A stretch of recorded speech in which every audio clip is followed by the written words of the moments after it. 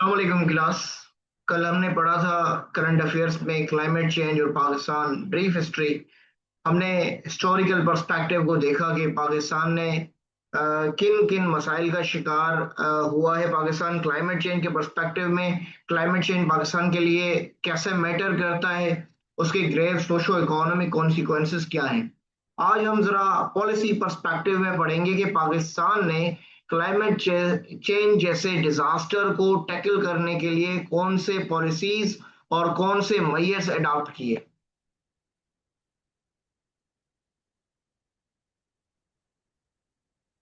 सबसे पहले अगर हम देखें तो हमारी पॉलिसी में आती है नेशनल क्लाइमेट चेंज NCCP 2012, जिसको हम कहते हैं। Just a second.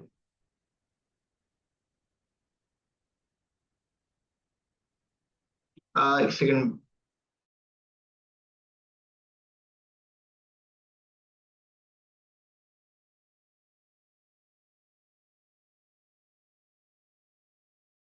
Okay, national climate change policy 2012, जिसके अंदर पाकिस्तान की सबसे पहली ये नेशनल पॉलिसी थी, जिसका मकसद था क्लाइमेट चेंज के जो ड्रास्टिक इम्पैक्ट से बेसिकली 2010 का जो फ्लड था उसके फ्यूचर कॉन्सिक्वेंसेस फिर से ना हो, उसको टैकल करने के लिए 2012 में ये पॉलिसी दी गई। इस पॉलिसी का सबसे बड़ा मकसद था कि हम climate change adaptation and mitigation पर बेनिफिट्स कैसे हासिल कर सकते हैं, specially in the water, agriculture and disasters risk management. आइए जरा इसको डिस्कस कर लेते हैं।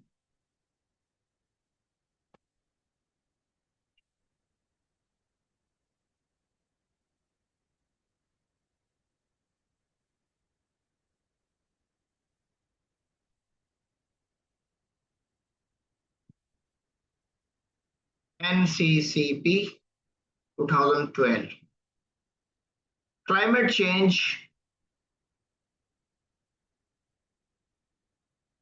एडॉप्शन एंड मिटिगेशन, पाकिस्तान की ये पहली क्लाइमेट चेंज पॉलिसी थी।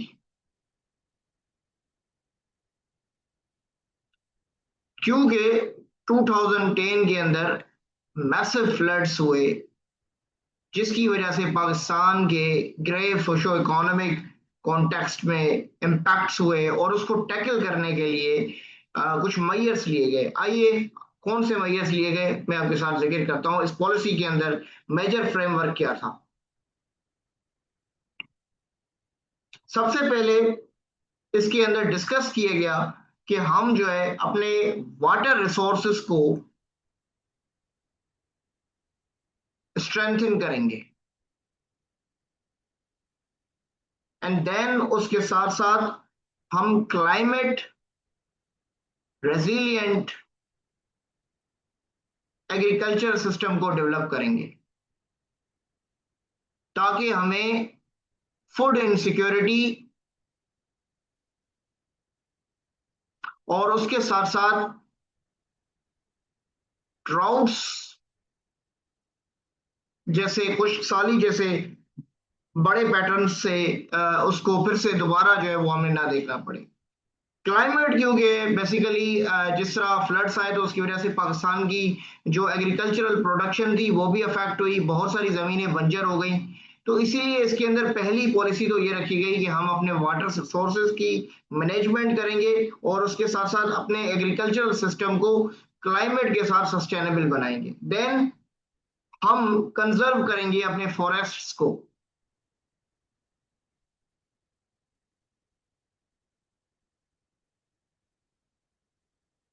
कंजर्व फॉरेस्ट को यानी हम पाकिस्तान के अंदर अब फॉरेस्टेशन जिसको कहते हैं जंगलात, क्योंकि इस वक्त जो हमारे जंगलात हैं वो लेस देन आप कह दें कि वो 5% से भी लेस है। टू सम एक्सटेंड अब वो 5% है, लेस है। लेकिन वर्ल्ड के अंदर एक वर्ल्ड बैंक की रिपोर्ट कहती है अगर किसी मुल्क के अंदर 25% जो एरिया है वो जंगलात में है तो वो मुल्क सस्टेनेबल डेवलपमेंट और इकोनॉमिक ग्रोथ पर बेस करता है।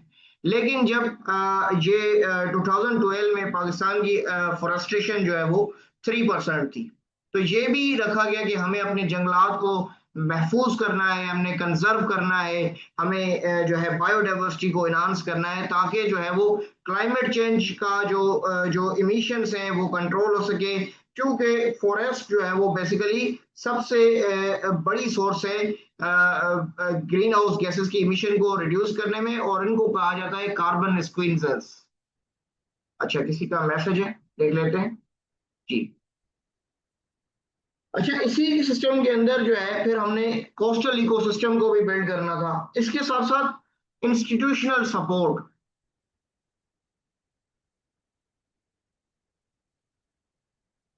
इंस्टीट्यूशनल सपोर्ट यानी हम क्लाइमेट फाइनेंसिंग की तरफ जाएंगे, क्योंकि पाकिस्तान एक डेवलप्ड नेशन नहीं है, एक डेवलपिंग नेशन है, और पाकिस्तान की इकोनॉमिक जो है वो इतनी स्ट्रांग नहीं है फाउंडेशंस। इसलिए पाकिस्तान क्या करता है, मोस्टली डिपेंड होता है फॉरेन एड पे। और इस कॉन्टेक्स्ट में पाकिस्तान ने कॉन्टेक्स्ट किया कि हम टेक्नोलॉजी ट्रांसफर की तरफ शिफ्ट होंगे, यानी अमेरिका से, चाइना से, गल्फ नेशन से टेक्नोलॉजी ट्रांसफर करेंगे, ताकि जो है हम अपने कंट्री के अंदर जो है वो रिन्यूएबल एनर्जी रिसोर्सेज को अडॉप्ट कर सके। रिन्यूएबल एनर्जी रिसोर्सेज को, रिन्यूएबल एनर्जी रिसोर्सेज कौन सी हैं, जैसे कि सोलर है, आपकी विंड है, आपकी हाइड्रल है, हाइड्रो टर्बाइंस जिसको कहते हैं, इसी के साथ साथ आपकी जियोथर्मल आ जाती है।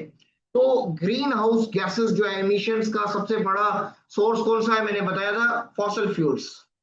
और फॉसिल फ्यूल्स जो है किस कॉन्टेक्स्ट में, जब हम थर्मल एनर्जी जनरेट कर रहे होते हैं। तो इसको रिडक्शन करने के लिए पाकिस्तान ने क्या किया कि we will convert towards renewable energy resources.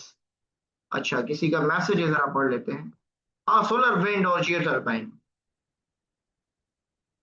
Again we go to the slide and discuss तो पॉलिसी। अच्छा, ये पॉलिसी फ्लॉप क्यों कर गई, इसके अंदर तो बहुत सारी बातें डिस्कस की गई। इसके अंदर जो है हमने देखा कि जो है वो रिस्क मैनेजमेंट के कॉन्टेक्स्ट में देखा गया, एग्रीकल्चरल सेक्टर को इनहांस करना था, इसके साथ साथ जो है वो रेजिलिएंट क्लाइमेट सस्टेनेबल जो है वो इंफ्रास्ट्रक्चर को बिल्ड करना था। लेकिन ये पॉलिसी फ्लॉप हो गई क्योंकि इसके अंदर जो है वो एक समझ लें बजट के कॉन्टेक्स्ट थे, क्योंकि पाकिस्तान के पास इकोनॉमिक रिसोर्सेज नहीं थे इतने। 2010 में हमारी इकोनॉमी पूरी कोलैप्स हो गई फ्लड के कॉन्टेक्स्ट में, एंड देन फिर जो एक्शंस डिसाइड किए गए वो अचीव नहीं हो सके। तो मेजर इशू इसके अंदर जो रहे वो सबसे पहला बजटरी कंसर्न।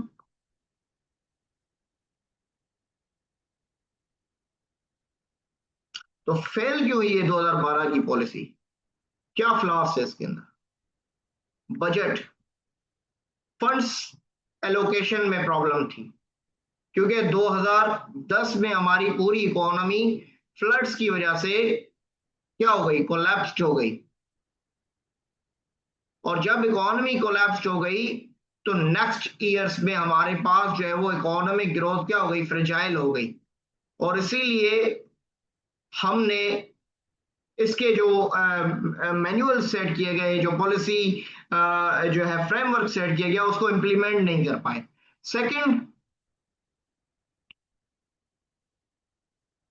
आपने एक और चीज देखी, 18th अमेंडमेंट। 18th अमेंडमेंट की वजह से प्रोविंसेस और फेडरेशन के बीच में जो कम्युनिकेशन है, प्रोविंसेस और फेडरेशन के बीच में जो समझ लेंगे डिस्ट्रीब्यूशन एंड मेजर टास्क को अचीव करने के लिए टारगेट सेट किए जाते हैं, वो वीक हो गए, क्योंकि क्लाइमेट जो है फिर प्रोविंस का कॉन्टेक्स्ट बन गया। 18वीं अमेंडमेंट ने सूबों को खुद मुख्तियार कर लिया कि आप अपने फैसले खुद लें। तो वो सूबे जो है वो बेसिकली वफाक से कहते थे कि आप हमें फंडिंग करें, आप हमें टेक्नोलॉजी ट्रांसफर में हेल्प करें, हमारे सस्टेनेबल इंफ्रास्ट्रक्चर के कॉन्टेक्स्ट में हमें सपोर्ट करें। तो उसके बाद आपने देखा गया कि एनएफसी का अवार्ड भी डिस्ट्रीब्यूट किया, जो कि आज भी जो है 7th एनएफसी अवार्ड के बाद वो रिन्यू नहीं हो सका, क्योंकि प्रोविंसेस के बीच में एक सूबों और प्रोविंसेस के बीच में एक जो है वो कन्फ्लिक्ट रहता है रिसोर्स शेयरिंग पर और रेवेन्यू मॉडल्स पर। तो इसके अंदर एक तो बजट का इशू था, इकोनॉमी कोलैप्स कर गई थी, और प्रोविंस और सेंटर के बीच में कम्युनिकेशन का इशू था, टारगेट्स मैच नहीं कर पाए, और फिर रेवेन्यू मॉडल, क्योंकि पाकिस्तान जो है पूरा जो है वो इकोनॉमिकली डिपेंडेंट था फॉरेन एड पर। और फिर क्योंकि हमने 2012 में, आपको पता होगा कि पाकिस्तान की जब 2012 में एनर्जी क्राइसिस हुए, तो उस टाइम हमने अपना क्या किया, हमने आईपीपीज को, यानी इंडिपेंडेंट पावर परचेसिंग यूनिट्स को, आईपीपीज को हमने क्या किया, इंट्रोड्यूस किया, और उन्होंने पूरा हमारा एनर्जी का इंफ्रास्ट्रक्चर थर्मल पर सेट कर दिया, थर्मल एनर्जी जनरेशन पर। और हमारी 60% प्रोडक्शन थर्मल एनर्जी पे चली गई, तो फॉसल फ्यूल्स की तरफ, यानी हम जब फॉसल फ्यूल्स और थर्मल एनर्जी प्रोडक्शन की तरफ चले गए, तो हमारा जो मेन मेजर एजेंडा था कि हम रिन्यूएबल्स की तरफ जाएंगे, वो फ्लॉप कर गई। तो 2012 में जब गवर्नमेंट चेंज होती है 2013 के अंदर, तो वो नेक्स्ट गवर्नमेंट पीएमएलएन की जो है वो इस प्रॉब्लम को रिजॉल्व करने के लिए क्या करती है, आईपीपीज, इंडिपेंडेंट पावर परचेसिंग जो कंपनीज होती है उनको इंश्योर करती है एनर्जी सेक्टर में, और फिर देन वो थर्मल एनर्जी प्रोड्यूस करते हैं, एंड देन अल्टीमेटली रिन्यूएबल्स के जो एनर्जी के टारगेट्स है वो रिड्यूस हो जाते हैं। तो इस कॉन्टेक्स्ट में भी ये पॉलिसी फ्लॉप हो गई। आइए जरा मैसेज देखते हैं, किसी का कोई मैसेज है? चलिए।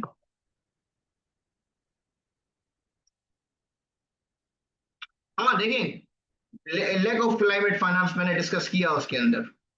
तो यानी मेजर इश्यूज इसका, एक सेंट्रल प्रोविंस रिलेशंस वो चेंज हुए, क्योंकि ये न्यू अमेंडमेंट थी, 18th अमेंडमेंट के पास फेडरेशन के न्यू मिनिस्ट्रीज क्रिएट हुई, कुछ मिनिस्ट्रीज को डिसॉल्व कर दिया गया, प्रोविंसेस को इंडिपेंडेंट पावर्स दिए गए।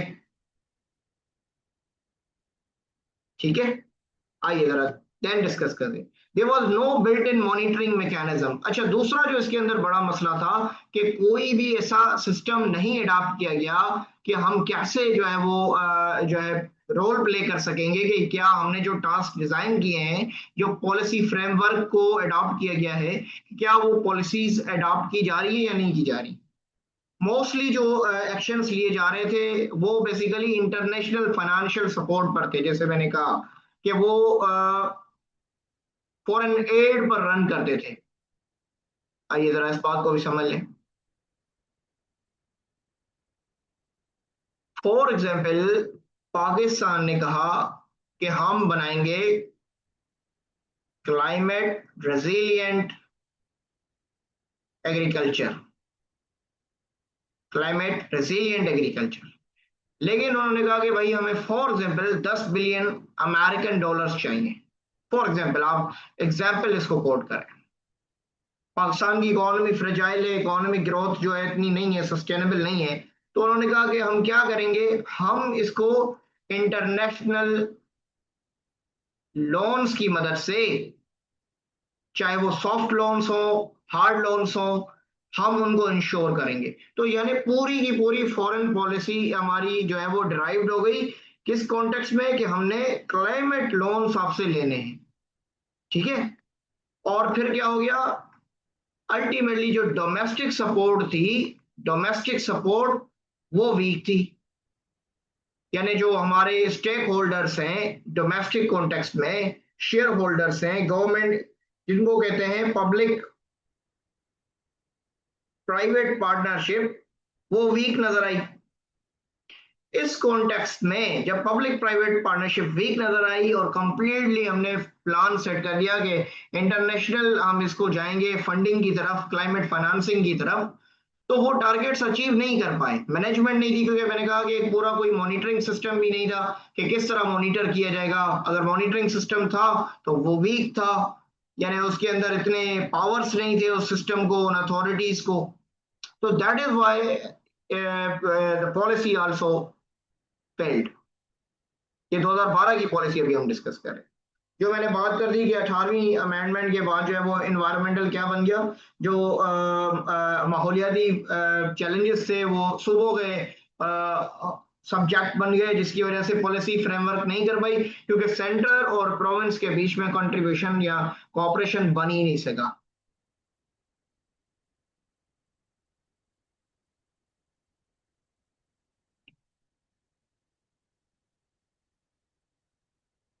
चलें आगे बढ़ते हैं। अच्छा जी, फिर दूसरी पॉलिसी आ जाती है हमारी 2014 की पॉलिसी। अच्छा, किसी का मैसेज है, जरा मैं रीड कर लेता हूँ।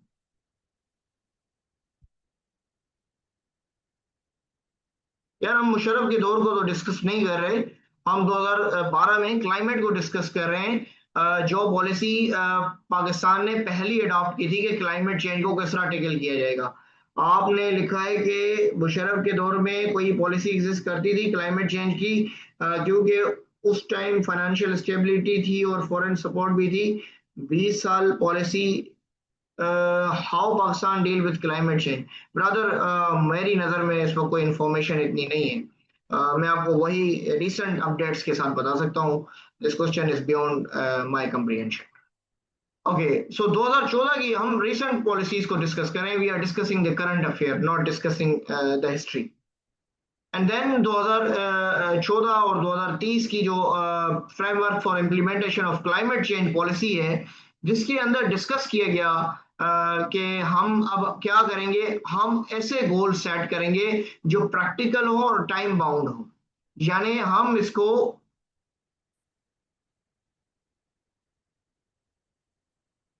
मल्टी डायमेंशनल गोल सेट करेंगे। हम अब गोल्स बनाएंगे short term, mid term and long term. यानी क्लाइमेट चेंज को कंट्रोल करने के कॉन्टेक्स्ट में 2014 और 2014 से उन्होंने कहा कि 2030 तक की पॉलिसी जाएगी। 2014 में इंट्रोड्यूस हुई। उन्होंने कहा कि अब हम छोटे गोल सेट करेंगे। फॉर एग्जाम्पल, 1 से 2 साल में हमने क्या करना है, 2 से 6 साल में क्या करना है, 6 से 10 सालों में हमने किस तरह अचीव करना है, या 6 से 14 सालों में हमने क्या टारगेट्स अचीव करने हैं। Targets, objectives. तो इस पॉलिसी का मेजर पर्सपेक्टिव था कि गोल्स को डिवाइड किया जाए, क्योंकि उन्होंने देखा कि अगर हमने लॉन्ग टर्म गोल सेट किए और वो फ्लॉप कर गए थे, तो इसी वजह से अब हमें डिफरेंट गोल्स की तरफ आना चाहिए। अगेन रीड करते हैं।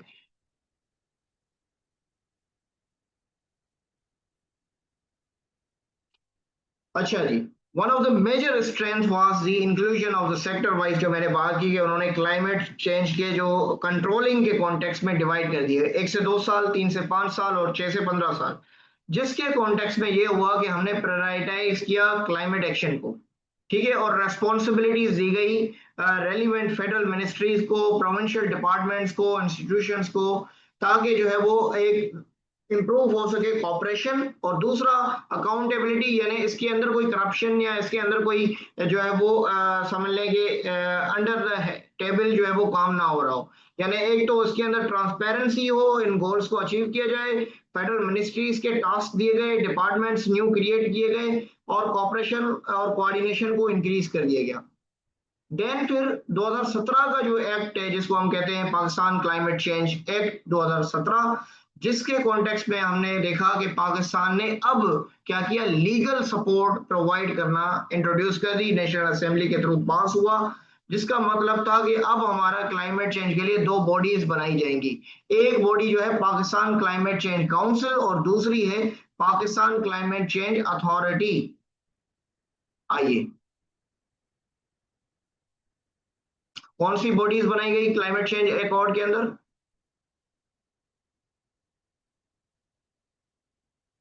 2017 में क्लाइमेट चेंज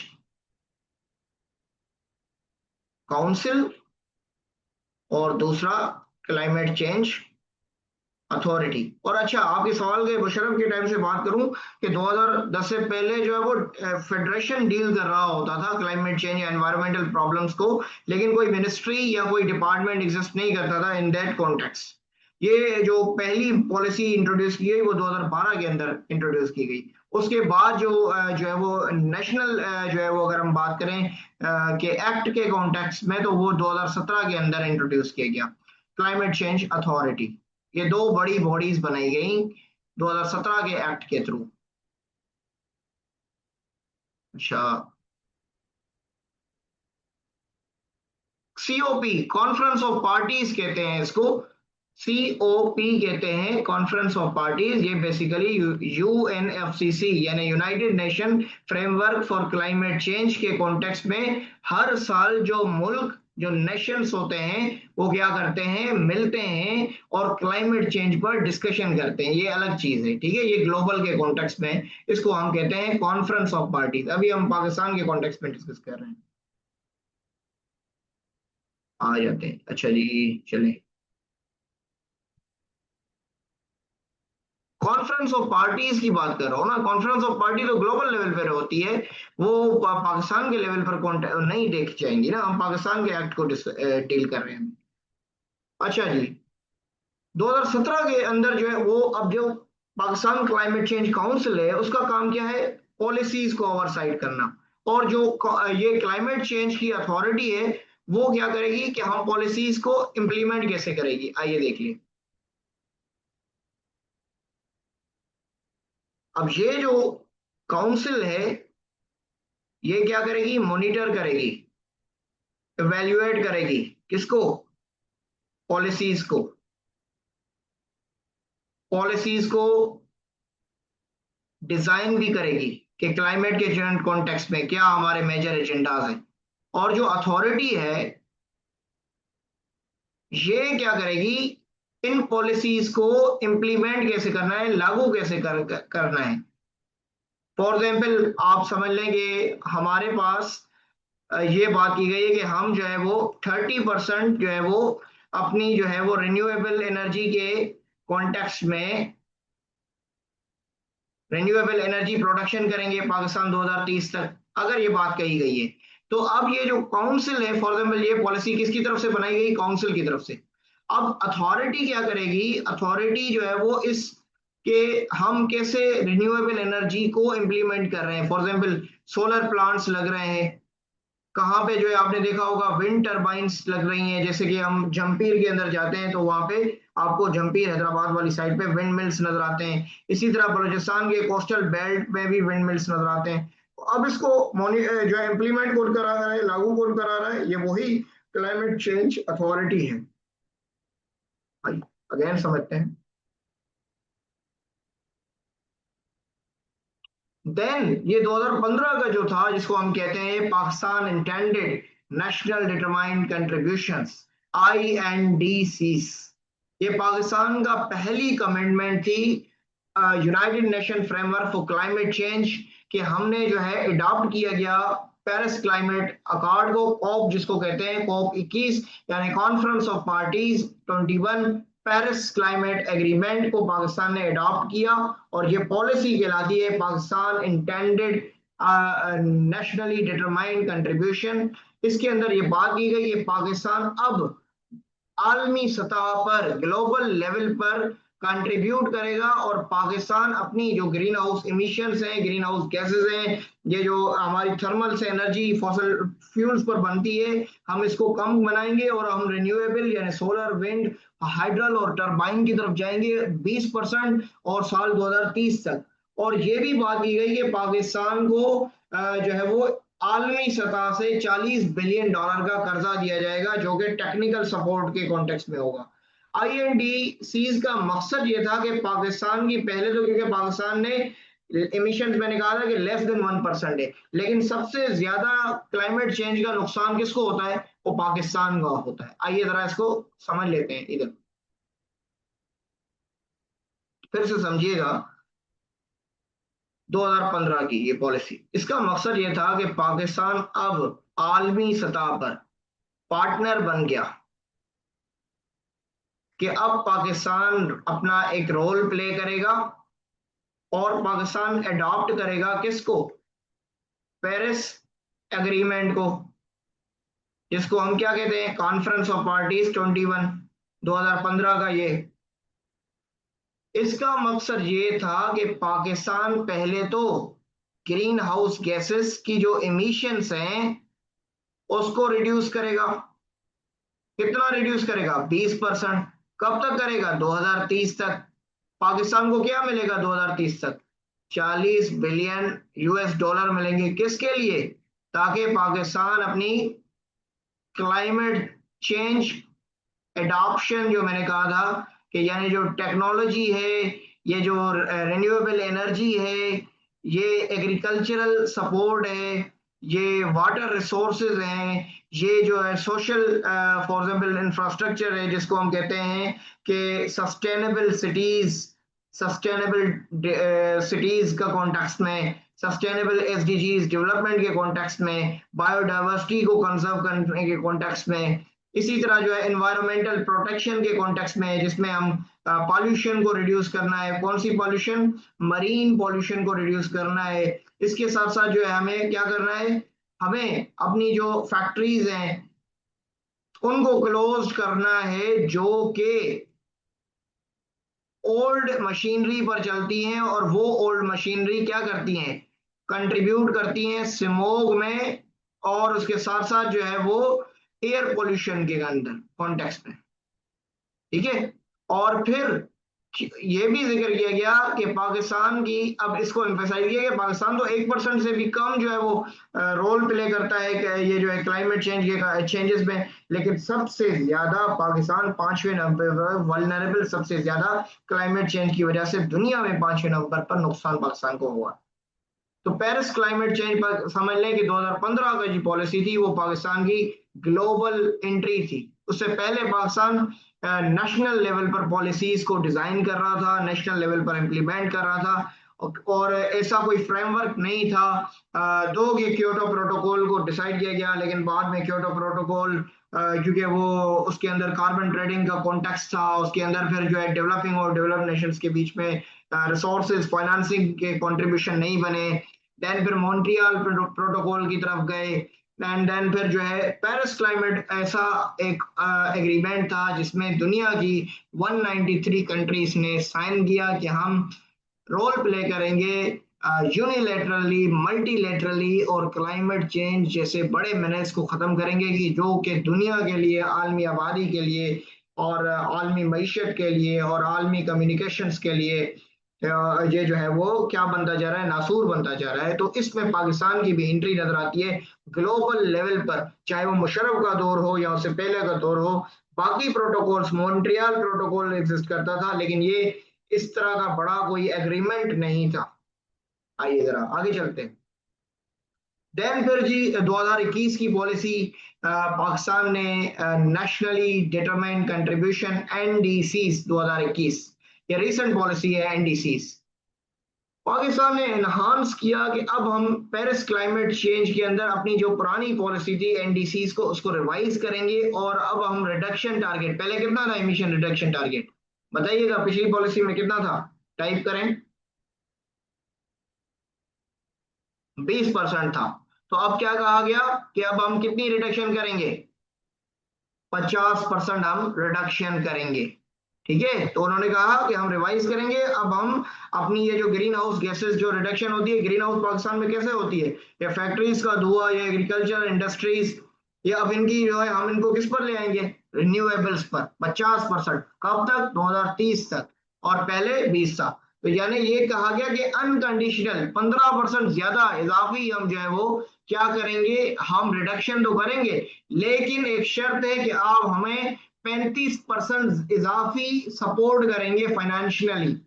ग्लोबल दुनिया को ये पाकिस्तान ने मैसेज किया कि हम अपनी जो टारगेट्स है उसको बढ़ा देते हैं, लेकिन आप भी तो हमारे साथ एक शर्त माने कि हमें जो है, हमें जो सपोर्ट की जाती है, जो फाइनेंसिंग, जो फंडिंग की जाती है, उसमें 35% इजाफी जो है वो फाइनेंशियल और टेक्निकल सपोर्ट, उसमें कोई टेक्नोलॉजी दिला दें, कोई शॉर्ट जो है वो लोन्स दिला लें, सॉफ्ट लोन्स दिला दें, हमारे साथ कॉपरेशन कर लें, हमारी सस्टेनेबल क्लाइमेट कंट्रोल पॉलिसीज में हमारे एनडीएमए को जो है वो रिस्टोर कर लें, हमारी डिजास्टर मैनेजमेंट को जो है वो प्रोलॉन्ग कर लें। तो एनडीसीज में मुल्क की जो अडॉप्शन थी कि हम किस तरह क्लाइमेट रेजिलियंट सेक्टर बना सकते हैं, ज़राअत का हो, पानी का हो, बिजली का हो, उसके साथ साथ हेल्थ का कॉन्टेक्स्ट हो, तो ये एक सबसे बड़ी जो है वो अप्रोच थी जिसको पाकिस्तान ने एड्रेस किया। अच्छा, चलिए मैसेज को देखते हैं। टाइम सेम इंक्रीज फाइनेंस, हाँ बिल्कुल सर, क्या पाकिस्तान को एक्चुअल में फाइनेंशियल सपोर्ट मिल रही है? बिल्कुल मिल रही है पाकिस्तान को सपोर्ट। आपने देखा होगा कि अभी 2022 के बाद पाकिस्तान को सपोर्ट मिली। पाकिस्तान ने क्या यूज किया आपको पता है?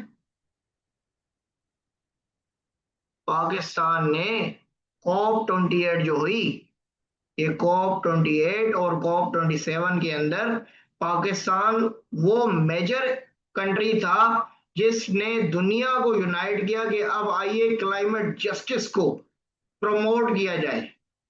और पाकिस्तान को फ्लड्स 2022 के बाद जो सपोर्ट दी गई, कितनी मिली? 10 बिलियन US डॉलर की। चलें आगे बात डिस्कस करते हैं। क्या हम इस पे वर्क कर रहे हैं जस्ट फंड्स के लिए या क्या? नहीं, फंड्स के लिए तो हम बात नहीं कर रहे, हमारा कॉन्टेक्स्ट फंड्स नहीं है। फंड्स मेजर ये है कि हमें जो है वो डेवलपमेंट चाहिए, रिन्यूएबल्स टेक्नोलॉजी को, transfer of technology, sustainable development के कॉन्टेक्स्ट में। अदरवाइज हमारे पास जो है वो इंटरनल रिसोर्सेज नहीं है। आइए जरा एक और चीज भी जिक्र कर देता हूँ इसके साथ में, अब आपकी चीजें क्लियर होती रहेंगी। अच्छा, एक चीज और देखी जाती है कि ये एनडीए में क्या है। आपने ये भी पढ़ा होगा 2022 के टाइम में, नेशनल डिजास्टर मैनेजमेंट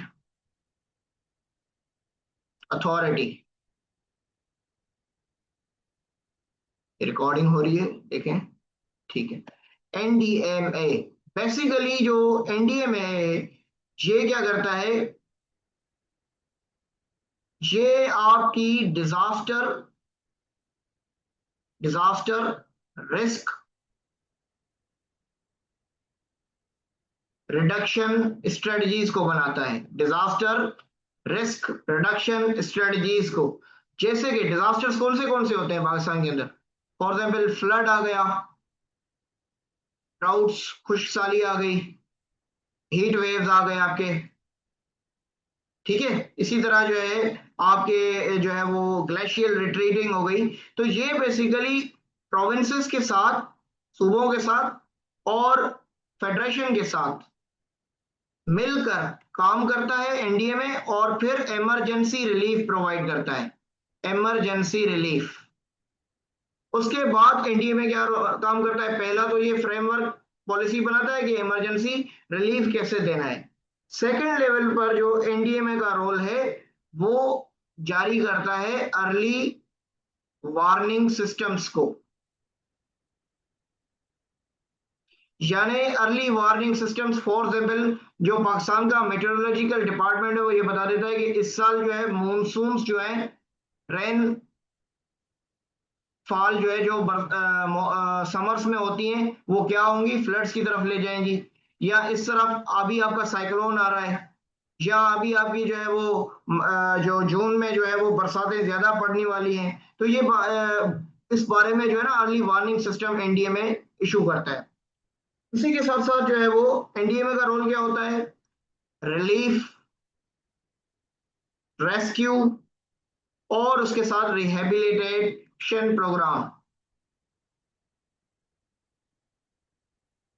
और एनडीएमए किसके अंदर काम करता है?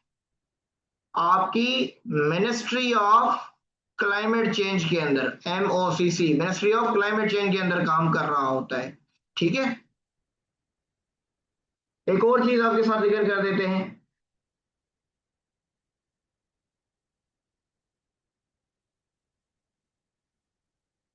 आपके यार मैसेजेस अब रीड नहीं कर रहा मैं, आप जो है ना आप मुझे भेज देना। जैसे ट्रम्प चेंज क्लाइमेट चेंज को नहीं मान रहा, फिर यूएस का फ्यूचर कंट्रीब्यूशन क्लाइमेट को कम करने में अफेक्ट होगा। देखिए मेरे भाई, ट्रम्प, पहले तो आप ये याद कर लें ट्रम्प क्या कहता है। ट्रम्प कहता है कि भाई नेशनल इंटरेस्ट, और नेशनल इंटरेस्ट किस पर डिपेंड करते हैं कि नेशनल इंटरेस्ट पर डिपेंड करते हैं इकोनॉमी पर, इकोनॉमी, इकोनॉमिक पावर्स पर। और वो कैसे होगी? जब इंडस्ट्रियलाइजेशन होगी, नंबर वन इंडस्ट्रियलाइजेशन होगी।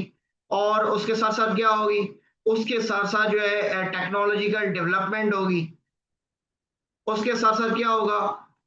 इंपोर्ट्स, एक्सपोर्ट्स, मार्केट्स फ्लोरिश करेंगी। तो ये जो बात की जाती है ना, ये जो पेरिस क्लाइमेट अकॉर्ड के अंदर सबसे पहले तो ये बात की जाती है कि आप फाइनेंस करें। फाइनेंस करें क्यों? आप फाइनेंस क्यों करेंगे? क्योंकि आप सबसे ज्यादा कंट्रीब्यूशन करते हैं किस में? ग्रीन हाउस गैसेस में। यानी क्लाइमेट के कॉन्टेक्स्ट में सबसे बड़ा रोल तो आपका है। आपकी वजह से पूरी दुनिया जो है वो भुगत रही है क्लाइमेट के कॉन्टेक्स्ट में। क्लाइमेट चेंज, ड्राउट्स आ रहे हैं, कहीं फ्लड्स आ रहे हैं, कहीं स्टॉर्म्स आ रहे हैं, कहीं साइक्लोन्स हो रहे हैं। तो ट्रम्प बेसिकली कहता है कि भाई फाइनेंसिंग कितनी करनी चाहिए? वो कहता है भाई आप जो है फाइनेंसिंग जो है वो आप 70% फॉर एग्जाम्पल आप कर दें। वो कहता है 70% मैं करूं, चाइना क्यों नहीं करेगी? तो चाइना कहता है कि जी मैं तो हूं गरीब मुल्क, मैं हूँ डेवलपिंग। वो कहता है दिखा दो कि आप डेवलपिंग कहाँ हो। तो वो कहता है कि भाई आ जाओ, वर्ल्ड ट्रेड ऑर्गेनाइजेशन का 1992 का एग्रीमेंट कहता है कि मैं हूँ डेवलपिंग, अभी उभर रहा हूँ, मैं उभरा नहीं हूँ। तो जब मैं डेवलपिंग हूँ नहीं तो मैं क्यों फाइनेंस करूं? तो इसीलिए ट्रम्प कहता है कि भाई जब चाइना डेवलपिंग कह रहा है, और चाइना हालांकि बहुत बड़ा कंट्रीब्यूटर है, उसकी फाइनेंसिंग इकोनॉमिक पावर ज्यादा है, और अगर ट्रम्प जो है वो कहता है कि चाइना अगर कंट्रीब्यूशन नहीं कर रही तो फिर मैं क्यों करूं? अगर मैं कंट्रीब्यूशन करूंगा तो सिर्फ मुझे फाइनेंसिंग थोड़ी करनी पड़ेगी, फिर मुझे जो अपने इकोनॉमिक वो जो फॉसिल फ्यूल्स है, मुझे ऑयल की ट्रेडिंग है, वो जो पेट्रोलियम रिसोर्सेज है, यूएस का क्रूड ऑयल है, इसकी प्रोडक्शन को भी कम करना पड़ेगा। तो मेरी इकोनॉमिक पावर होने का, अमेरिकन की जो हेजिमनी है वो तो कोलैप्स कर जाएगी। और अमेरिकन हेजिमनी कोलैप्स कर जाएगी तो कौन शिफ्ट कर जाएगा? चाइना शिफ्ट कर जाएगा। अब इम्पैक्ट क्या होगा? अब इम्पैक्ट ये होगा कि दुनिया को फाइनेंसिंग रिड्यूस्ड होगी, और उसके साथ साथ यूएस अगर एब्सेंट रहेगा तो कोई भी कॉपरेशन हो नहीं सकेगी, फंडिंग भी नहीं होगी, डेवलपमेंट भी नहीं होगी, मॉनिटरिंग भी नहीं होगी, इवैल्यूएशन भी नहीं होगी, और उसके साथ साथ टारगेट्स अचीव होंगे नहीं। और फिर दुनिया जो है वो क्लाइमेट, वो जो 1.6 डिग्री की बात की जाती है कि यहां तक ना पहुंचे, अभी 0.5 डिग्री तक पहुंचा है 18वीं सदी के बाद कोई इतना करके, और ये अभी कोई जो है 2090 के बाद यहाँ पहुंच गया तो फिर सारी दुनिया लुढ़क जाएगी। इसी तरह फिर ये टारगेट्स हो जाएंगे मिसिंग, और टारगेट्स हो जाएंगे मिसिंग तो फिर क्या होगा? फिर आ जाएगा क्लाइमेट डिजास्टर, जिसको हम कहते हैं क्लाइमेट विंटर, और फिर इल नीनो, और बाकायदा सारे बकाया जो है वो इसके अखराजात। I hope you have enjoyed this lecture. It was related to the policies and implementations. इंशाल्लाह कल मुलाकात होगी, कल ग्लोबल कॉन्टेक्स्ट में देखेंगे कि अब जो है पाकिस्तान की फॉरेन पॉलिसी के कॉन्टेक्स्ट में क्या है। इस पर एक सवाल आ चुका है 2023 के अंदर, 2024 के अंदर, उससे पहले 2021-22 के अंदर, उससे पहले भी 2016 से 20 के बीच में एक सवाल आया है, उसको डिस्कस करेंगे पास्ट पेज पर किस तरह के सवाल है। अपना ख्याल रखिएगा, अल्लाह हाफिज, मुझे दीजिएगा इजाजत।